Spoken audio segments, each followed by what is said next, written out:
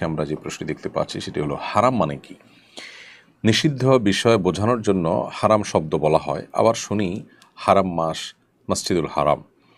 একটি টেলিভিশন চ্যানেলে এক আলোচক বলেছেন, দুই হারামের উচ্চারণগত পার্থক্য আছে। উচ্চারণগত পার্থক্যটা অর্থসহ বুঝিয়ে বলবেন প্লিজ। দেখুন, হারাম মানে নিষিদ্ধ, আবার হারাম মানে সম্মানিত। মসজিদুল হারাম মানে হলো সম্মানিত মসজিদ। হারাম মাস আশহুরে হরম মানে হলো সম্মানিত মাসসমূহ।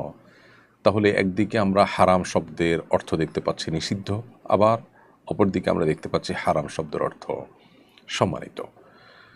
এই দুই হারামের মধ্যে কোনো হা বা যে বর্ণটি আছে, এই হা অক্ষরটির উচ্চারণের মধ্যে কোনো পার্থক্য আছে কিনা, বড় হা ছোট হা এরকম কোনো উচ্চারণের মধ্যে পার্থক্য আছে কিনা। বাংলা যেরকম প এবং ফ এ দুটার মধ্যে পার্থক্য আছে, ব এবং ভর মধ্যে পার্থক্য আছে, বাবা এবং ভাবা দুই জিনিস। তো এখানে হারাম অর্থ সম্মানিত, আবার হারাম অর্থ নিষিদ্ধ, এই দুইটার মধ্যে হার মধ্যে হা বর্ণের মধ্যে কোনো পার্থক্য আছে কিনা, বড় হা ছোট হার। উত্তর হলো না, এই বর্ণের মধ্যে কোনো পার্থক্য নেই, দুইটাই বড় হা, অর্থাৎ হারাম। কণ্ঠনালী থেকে যেটিকে আমরা উচ্চারণ করি সেই হাই একটাই হা, বর্ণ একটাই, কিন্তু অর্থ দুইটা। এখন প্রশ্ন হতে পারে যে একই শব্দের বিপরীতমুখী অর্থ কিভাবে হয়, বা দুইটা অর্থ কিভাবে হয়। মূলত এখানে অর্থ একটাই, সেটা হলো হারাম শব্দের অর্থ সম্মানিত। এটা হলো মূল অর্থ। এখন কথা হলো যে তাহলে নিষিদ্ধ কিভাবে হয়। এর উত্তর হলো যে কোনো কাজ বা যে কোনো বিষয় যখন নিষিদ্ধ মনে করা হয়, সে নিষিদ্ধ মনে করা হয় এই জন্য যে যিনি এটাকে নিষেধ করেছেন তার সম্মানের কারণে, তিনি সম্মানীয় ব্যক্তি বা সত্তা হওয়ার কারণে তার নিষেধকে নিষিদ্ধ মনে করে সেটাকে মেনটেন করা হয়, সেটার উপরে আমল করা হয়।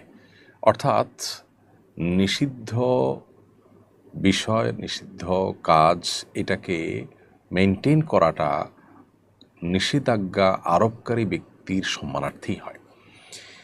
সেজন্য ওই নিষিদ্ধ বিষয়কেও হারাম বলা হয়। অর্থাৎ নিষিদ্ধটা এটা একটা রেসপেক্টেড জায়গা থেকে নিষিদ্ধ মনে করা হয়। ধরুন কেউ একজন আপনাকে বলল এটা নিষেধ, যে বলেছে তার আসলে নিষেধাজ্ঞাকে আপনি কোনোভাবেই আমল নিতে রাজি নন, বা আমল নেওয়ার মধ্যে কোনো ব্যক্তি নন। ধরুন রাস্তার উপর হঠাৎ করে কেউ একদিন এসে বললো যে আজ থেকে এটা নিষেধ, এটা দেশে করা যাবে না, সবাই নিশ্চয় হাসাহাসি করবে, তার এই নিষেধাজ্ঞাকে কেউ মানবে না, পাত্তা দিবে না। তো এটা আসলে নিষেধাজ্ঞা না।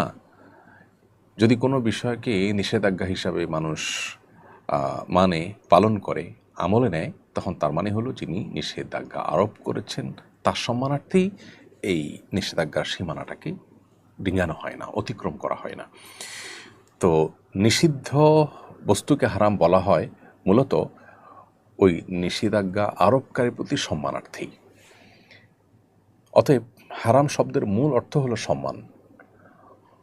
মসজিদে হারাম সম্মানিত মসজিদ। হারাম কাজ মানে নিষিদ্ধ কাজ। এই যে নিষিদ্ধ কাজকে হারাম কাজ বলা হচ্ছে, সেটা কেন? কারণ হলো এটা হলো যে নিষেধাজ্ঞা আরোপ করেছেন তার প্রতি সম্মানার্থে, তার প্রতি রেসপেক্ট থাকার কারণেই এটাকে নিষিদ্ধ করা হচ্ছে, যেটা করা যাবে না, এটা নিষেধ করেছেন আল্লাহ রাব্বুল আলামিন, বিধায় এটা হারাম। এই যে আল্লাহর প্রতি রেসপেক্ট থেকে যেটা করা হচ্ছে না, সেটাকেই হারাম বলা হচ্ছে।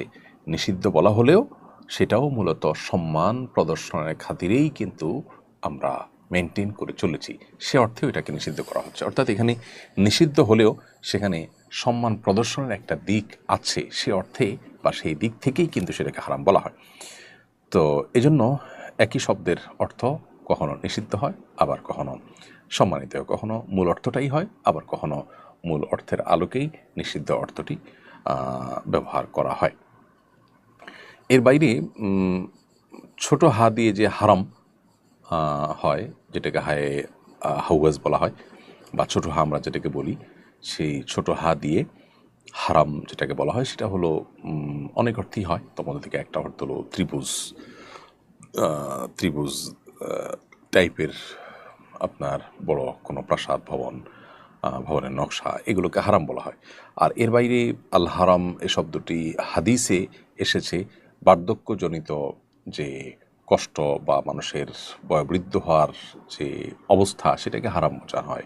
নবী করিম সাল্লাল্লাহু আলাইহি সাল্লাম আল্লাহর কাছে দোয়া করতেন, আল্লাহুম্মা ইন্নী আউযু বিকা মিনাল কাসাল, আল্লাহ আপনার কাছে আমি অলসতা থেকে পানা চাই, এবং ওয়াল হারাম, এই হারাম বলতে বার্ধক্যের যে কষ্ট বা বার্ধক্যের যে বয়স, যে বয়সে গেলে মানুষ চলাফেরা করতে অসুবিধা হয়, অন্যের উপর ডিপেন্ডেন্ট হয়ে যায়, এরকম অবস্থা থেকে, অর্থাৎ বার্ধক্যের সেই অবস্থা থেকে নবী সাল্লাল্লাহু আলাইহি ওয়াসাল্লাম আল্লাহর কাছে পানা চেয়েছেন। তো হারাম শব্দের অর্থ বার্ধক্যের সেই সর্বশেষ অবস্থা বা করুণ পরিণতি বা কঠিন অবস্থা, সেটাকে হারাম বলা হয়। আবার হারাম শব্দের আরও অন্যান্য অর্থও আছে, কিন্তু হারাম শব্দটি সম্মানিত, এটি হলো মূল অর্থ, এবং নিষেধাজ্ঞার অর্থ বোঝানো হয় বা নিষেধাজ্ঞার অর্থে ব্যবহার করা হয়। এরপরে ইয়মনা ইসলাম আপনি লিখেছেন, আমার 9 মাসের বাচ্চা ভূমিষ্ঠ হওয়ার আগে পেটে মারা গেছে। ভূমিষ্ঠ হওয়ার পর মেডিকেল থেকে তাকে এনে দাফন করতে পারেনি। মেডিকেল কর্তৃপক্ষ কি করেছে তাও জানি না। প্রশ্ন হলো, ওই সন্তান বাবা মার জন্য কি পরকালে সুপারিশ করবে? আশা করি প্রশ্নটা উত্তর দেবেন। বোন ইয়মনা, আল্লাহ তাআলা আপনাদেরকে সবর করার তৌফিক দান করুন। ভূমিষ্ঠ হওয়ার আগেই যেহেতু পেটে সন্তান মারা গেছে এবং আপনি দাফন করার সুযোগও পাননি, এক্ষেত্রে আপনার সন্তান আপনার জন্য ইনশাআল্লাহ কিয়ামতের ময়দানে জান্নাতে যাওয়ার কারণ হতে পারে। আপনি যদি সবর করেন, ধৈর্য ধারণ করেন, এবং এর বিনিময় যেটা আপনি পাবেন বলে হাদিসে সুসংবাদ দেওয়া হয়েছে, সেটার জন্য প্রত্যাশা করেন আল্লাহর কাছে, আশা করা যায় আপনি সেটি পেতে পারেন। হ্যাঁ, কোনো সন্তান এরভাবে ভূমিষ্ঠ হওয়ার সময় বা ভূমিষ্ঠ হওয়ার আগেই বা মাতৃগর্ভে কোনো সন্তান যদি মারা যায়, তাহলে সেক্ষেত্রে সে সন্তান বাবা মার জন্য সুপারিশ করবে এরকম কথা বলা হয়নি। তবে হাদিসে ভাষ্য যেটি মুসনাদে আহমদে এবং তারগিব তারহিবে বিভিন্ন জায়গাতে বর্ণিত হয়েছে, ইবনে মাজায় বর্ণিত হয়েছে, সেই হাদিসের মধ্যে নবী সাল্লাল্লাহু আলাইহি ওয়াসাল্লামের ভাষ্য হলো এরকম যে ইন্না সাকতা লা ইয়াজুরু উম্মাহু বিসুরুরিহি ইলাল জান্নাহ। মাতৃগর্ভে যে শিশু মারা গেছে, সেই শিশু কিয়ামতের ময়দানে তার মাকে জান্নাতে টেনে নিয়ে যাবে। জান্নাত দিকে টেনে যাওয়া মানে জান্নাতে যাওয়ার কারণ হবে, ভূমিকা রাখবে। অতএব ইনশাআল্লাহ আপনার সন্তান আপনার জন্য সে ভূমিকা রাখবেন আশা করা যায়। এর জন্য সন্তানের লালন পালন করা বা সন্তানকে আপনার সঠিকভাবে দাফন কাফন করার কোনো শর্ত সে দেয়নি। তাছাড়া এটা আপনার হাতেও ছিল না, আপনি ইচ্ছাকৃত যে অবহেলা করেছেন তাও নয়। অতএব আশা করা যায় আপনি এই সুযোগ লাভ করবেন।